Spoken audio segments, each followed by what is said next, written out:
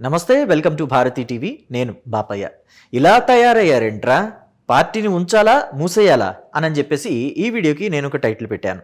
అంటే ఆంధ్రప్రదేశ్ మాజీ ముఖ్యమంత్రి వైఎస్ఆర్ కాంగ్రెస్ పార్టీ అధినేత వైఎస్ జగన్మోహన్ రెడ్డి తన పార్టీ కార్యకర్తల్ని ఉద్దేశించి మీరేంటి ఇలా తయారయ్యారేంటి, పార్టీని ఉంచాలా నేను మూసేయాలా అని చెప్పేసి అంటున్నట్టుగా నేను థంబ్నెయిల్లో పెట్టాను. నిజానికి జగన్మోహన్ రెడ్డి తన పార్టీ కార్యకర్తల్ని ఉద్దేశించి ఓపెన్గా ఇలా మాట్లాడతారంటే మాట్లాడరు.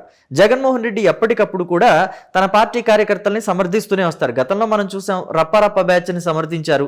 అలాగే సీదిరి అప్పలరాజు కొడుకుని, ఆయన్ని కూడా సీదిరి అప్పలరాజుని కూడా వాళ్ళు చేసిన ఘనకార్యాలని కూడా ఆయన సమర్థిస్తూనే వచ్చారు. అంటే యాక్సిడెంట్ చేసి ఒక వ్యక్తికి మరణానికి కారణమైన ఆ అబ్బాయిని సమర్థించారు. 18 ఏళ్ళు 17 ఏళ్ళు నిండలేదు, ఆ అబ్బాయి భవిష్యత్తును నాశనం చేస్తారని చెప్పేసి అక్కడ సమర్థించారు. అలాగే సీదిరి అప్పలరాజు మీద కక్ష సాధింపు చర్యలతోటి కేసులు పెట్టారని చెప్పి సీదిరి అప్పలరాజుని సమర్థించారు. సీదిరి అప్పలరాజు ఏం చేశాడు, సాక్ష్యాధారాలని తారుమారు చేయడానికి, కేసుని తారుమారు చేయడానికి ప్రయత్నించాడు. ఆ ప్రయత్నంలో భాగంగా అవన్నీ బట్టబయలైనే అతడి మీద కేసు పెట్టారు, అరెస్ట్ చేశారు. ఎందుకంటే చట్టాన్ని తప్పుదోవ పట్టిస్తాం, పెద్ద నేరం కింద వస్తుంది కాబట్టి సీదిరి అప్పలరాజుని కూడా అరెస్ట్ చేశారు.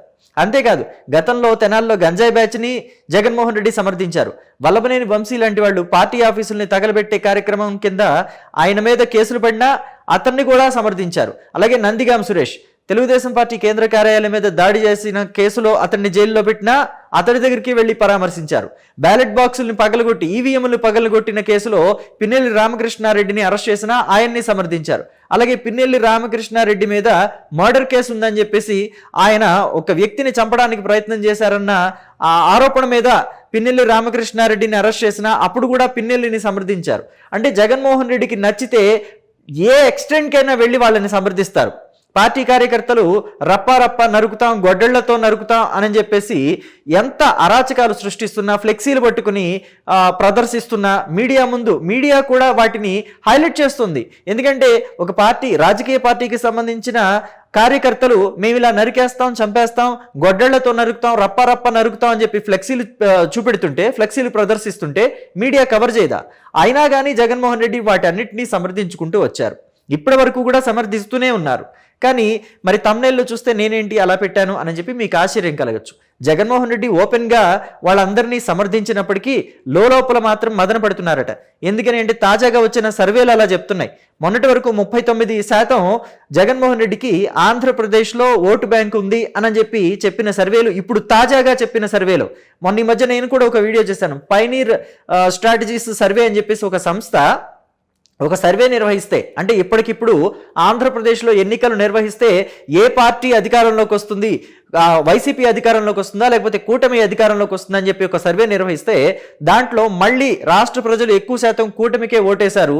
అలాగే ఇక్కడ చూస్తే వైఎస్ఆర్ కాంగ్రెస్ పార్టీ ఏమైనా పుంజుకుందా అంటే గతంలో 39% 40% వరకు ఉంది కదా, అదేమైనా ఒక 45%, 46% వెళ్ళిందా అంటే లేదు, 26% పడిపోయింది. అంటే అంత దారుణంగా డౌన్ఫాల్ని వైసీపీ ఎదుర్కొంటుంది. ఎందుకు అనంటే వైఎస్ఆర్ కాంగ్రెస్ పార్టీ అధినేత జగన్మోహన్ రెడ్డి ఆ పార్టీ కార్యకర్తలు, నాయకులు చేసే అరాచకాలని సమర్థించటం కావచ్చు, లేకపోతే ఈయన కూడా అదే రీతిలో మాట్లాడటం కావచ్చు. అంటే చంద్రబాబు నాయుడిని 80 ఏళ్ల వయసు దగ్గరకు వస్తుంది, నువ్వు అన్నం తింటున్నావా, కడుపుకి గడ్డి తింటున్నావా అని అడగటం, అలాగే చంద్రబాబు నాయుడు కుల రాజకీయాలు రెచ్చగొడుతున్నాడు అని చెప్పేసి మాట్లాడటం, ఇలాంటివన్నీ కూడా అంటే చంద్రబాబు నాయుడిని గతంలో కూడా జగన్మోహన్ రెడ్డి ఇలాగే దూషించారు.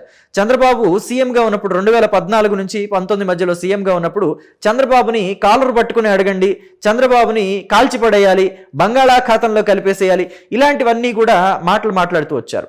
అయితే జగన్మోహన్ రెడ్డి పార్టీకి ఇవన్నీ డ్యామేజ్ చేస్తున్నాయి అనే విషయం ఆయనకి తెలిసినా కానీ పైకి మాత్రం బింకాన్ని ప్రదర్శిస్తూ అదే తరహా వైఖరిని కొనసాగిస్తూ వస్తున్నారు. లోపల మాత్రం పార్టీ ఇలాగా డౌన్ అయిపోయింది అని చెప్పేసి, పార్టీకి ఓట్ షేర్ తగ్గిపోయింది అని చెప్పేసి జగన్మోహన్ రెడ్డి కొంత మదన పడుతున్నారట. అది కూడా పార్టీ సన్నిహితుల దగ్గర ఇలాంటి విషయాలు పంచుకొని కొంచెం ఒకంత బాధని ప్రదర్శిస్తున్నారు, ఒకంత ఆందోళనని వ్యక్తం చేస్తున్నారని మాత్రం ఇంటర్నల్ టాక్ నడుస్తుంది వైసీపీలో. సో మొత్తానికి జగన్మోహన్ రెడ్డి ఈ వైఖరిని, ఏదైతే పార్టీ కార్యకర్తలు ప్రదర్శిస్తున్న వింత వైఖరిని ఉందో దానిని అదుపు చేయకపోతే పార్టీకి నిజంగానే కష్టమని పొలిటికల్ అనలిస్టులు కూడా చెప్తున్నారు. నిన్న మనం చూస్తే వైఎస్ఆర్ కాంగ్రెస్ పార్టీ నాయకులు, కార్యకర్తలు కొంతమంది కలిసి లేడీ పోలీస్ ఆఫీసర్ని ఎంత ఇబ్బందులకు గురి చేశారనేది మనం చూసాం. లేడీ పోలీస్ ఆఫీసర్ అవచ్చు, వాళ్ళు బందోబస్తుకు వచ్చారు, వాళ్ళు మీరు చేస్తున్న ఈ బల ప్రదర్శన ర్యాలీల్ని సాధారణ ప్రజలు ఎవరైతే ఉంటారో వాళ్ళకి ఇబ్బందులు కలగకుండా ఉండేలాగా చూడాలి. ఆ ర్యాలీల వల్ల సాధారణ ప్రజల రాకపోకలకి కావచ్చు, వాళ్ళ దైనందిన జీవితానికి కావచ్చు ఇబ్బంది కలగకుండా చూడాలి. ఆ నేపథ్యంలో వాళ్ళు వీళ్ళని కంట్రోల్ చేయడానికి కొంత లాఠీ చార్జీ చేయొచ్చు, లేకపోతే వీళ్ళని నెట్టేసే పని కూడా చేయొచ్చు. అయితే వీళ్ళు రెచ్చిపోయి పోలీసుల మీద కూడా దాడి చేస్తున్నారు. ఆ లేడీ పోలీస్ అని కూడా లేకుండా ఆవిడ మీద ఎక్కడ పడితే అక్కడ చేతులేసి ఆవిడని నలిపేసి ఇబ్బందులకి గురి చేశారు. అవన్నీ కూడా నిన్న సోషల్ మీడియాలో విపరీతంగా వైరల్ అయ్యాయి.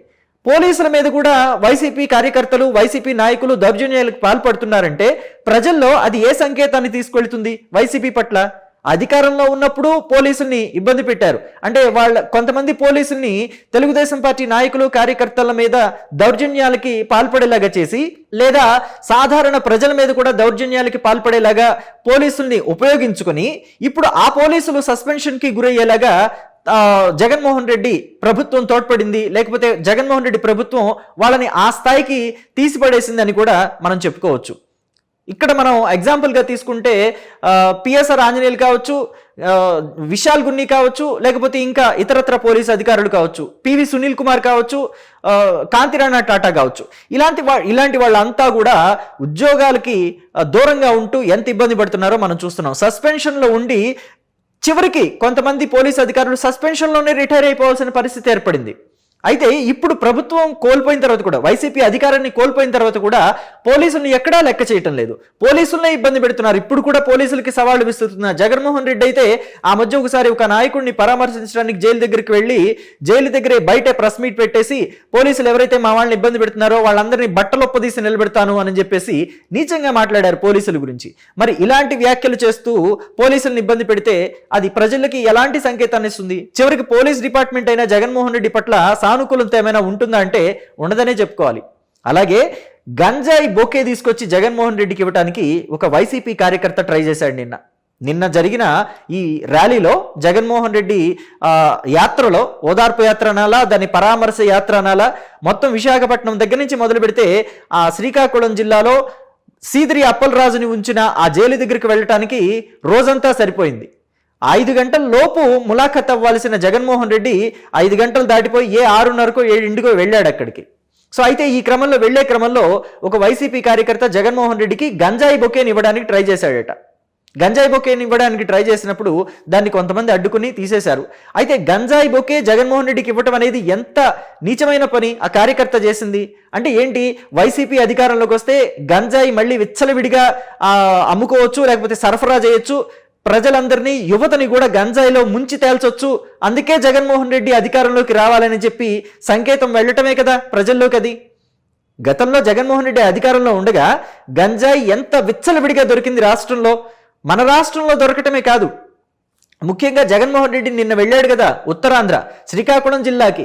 ఆ శ్రీకాకుళం జిల్లా ఏజెన్సీ ప్రాంతాల్లో, ఆ శ్రీకాకుళం జిల్లాలోని కొంత అటవీ ప్రాంతాల్లో గంజాయిని చాలా సీక్రెట్గా పండిస్తూ రాష్ట్రం మొత్తం సరఫరా చేయడమే కాకుండా పక్క రాష్ట్రాలకు కూడా మన రాష్ట్రం నుంచి ఎగుమతి చేశారు. పక్క రాష్ట్రాల్లో తెలంగాణ వాళ్ళు ఏమన్నారు అప్పట్లో?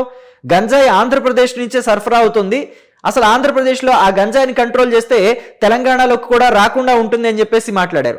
అంటే ఆంధ్రప్రదేశ్కి అంత చెడ్డ పేరు వైఎస్ఆర్ కాంగ్రెస్ పార్టీలోని, వైఎస్ఆర్ కాంగ్రెస్ పార్టీ హయాంలోనే వచ్చింది అనే విషయం తేట తెల్లంగా అర్థమవుతుంది. మరి అలాంటి వాటిని కంట్రోల్ చేయకుండా జగన్మోహన్ రెడ్డి తన 5 ఏళ్ల పరిపాలనా కాలంలో వాళ్ళని యథేచ్ఛగా గంజాయి సరఫరాకి వదిలేసి, మత్తు పదార్థాలని సరఫరా చేయడానికి, యువతని మత్తులో ముంచడానికి, మత్తుకి అలవాటు చేయడానికి వదిలేసి ఇప్పుడు మళ్ళీ అధికారం కోల్పోయిన తర్వాత ఇలా ఓదార్పు యాత్రలు లేకపోతే పరామర్శలు యాత్రలు చేస్తున్న క్రమంలో వాళ్లే జగన్మోహన్ రెడ్డికి ఎదురొచ్చి స్వాగతాలు పలకటం అనేది ఆశ్చర్యాన్ని కలిగించే అంశమేం కాదు. పైగా వాళ్ళు జగన్మోహన్ రెడ్డికి గంజాయి బొకే ఇవ్వడానికి ట్రై చేశారనేది కూడా ఆశ్చర్యాన్ని కలిగించే అంశం కాదు. కానీ వైసీపీకి మాత్రం ఇది తీవ్రమైన డ్యామేజ్ని కలిగించే అంశం. రాబోయే రోజుల్లో ఏ ఎన్నికలు వచ్చినా సరే వైసీపీ పట్ల జనం అప్రమత్తతతో ఉంటారు అని చెప్పడానికి ఇలాంటివే నిదర్శనంగా మారుతున్నాయి. ఈ పోలీసుల మీద దాడులు కావచ్చు, గంజాయి మొక్కలు తీసుకొచ్చి బొకేలాగా తయారు చేసి జగన్మోహన్ రెడ్డికి ఇవ్వటం కావచ్చు. అంటే జగన్మోహన్ రెడ్డి మళ్ళీ అధికారంలోకి వచ్చాడంటే రాష్ట్రంలో ప్రజలు ఎవ్వరూ కూడా శాంతి భద్రతలతో ఉండటానికి వీలుండదు, రాష్ట్రంలో శాంతి భద్రతలు గాడి తప్పుతాయి, మళ్ళీ రాష్ట్రంలో గంజాయి యథేచ్ఛగా వచ్చేస్తుంది అని చెప్పడానికి ఇదొక నిదర్శనంగా అయింది అని చెప్పడంలో ఎటువంటి డౌట్ కూడా లేదు. సో అందుకే జగన్మోహన్ రెడ్డి తన సన్నిహితుల దగ్గర మదన పడుతున్నాడు అని చెప్పి వైసీపీ వర్గాల నుంచే బయటికి టాక్ వస్తుంది. సో దీన్ని జగన్మోహన్ రెడ్డి కంట్రోల్ చేసుకోకపోతే ఖచ్చితంగా రాబోయే రోజుల్లో అంటే 2029 ఎన్నికల్లో వైసీపీకి ఒక భారీ డ్యామేజ్ తప్పదు, మళ్ళీ ప్రతిపక్ష హోదా కూడా దక్కని పరిస్థితి ఏర్పడుతుంది వైసీపీకి అని పొలిటికల్ అనలిస్టులు అంతా చెప్తున్నారు. మరి జగన్మోహన్ రెడ్డి ఈ వైసీపీ బ్యాచ్ అంతా అంటే మొన్నటి వరకు వచ్చిన రప్పారప్ప బ్యాచ్ కావచ్చు, ఇప్పుడు వస్తున్న గంజాయి బ్యాచ్ కావచ్చు, పోలీసుల మీద దౌర్జన్యాల బ్యాచ్ కావచ్చు, వీళ్ళందరినీ కంట్రోల్ చేసుకోకపోతే భారీ మూల్యం మరోసారి చెల్లించుకోక తప్పదు అనే విషయాన్ని తేట తెల్లంగా క్లియర్గా ఎక్స్ప్లెయిన్ చేస్తున్నారు పొలిటికల్ అనలిస్టులు. మరి దీని మీద మీరేమంటారు? జగన్మోహన్ రెడ్డి ఇప్పటికైనా ఆ రప్పారప్ప బ్యాచ్ల్ని అలాగే ఈ గంజాయి బ్యాచ్ని ఆడవాళ్ల మీదకి దూసుకు వెళ్లే ఇలాంటి అరాచక బ్యాచ్ని కంట్రోల్ చేస్తాడనుకుంటున్నారా? కంట్రోల్ చెయ్యడు, అలాగే వాళ్ళని వదిలేస్తాడు, వైసీపీని ఇలాగే వదిలేస్తాడు అని చెప్పి మీరు అనుకుంటున్నారా? మీ అభిప్రాయాన్ని కమెంట్ బాక్స్లో తెలియచేయండి. Thank you.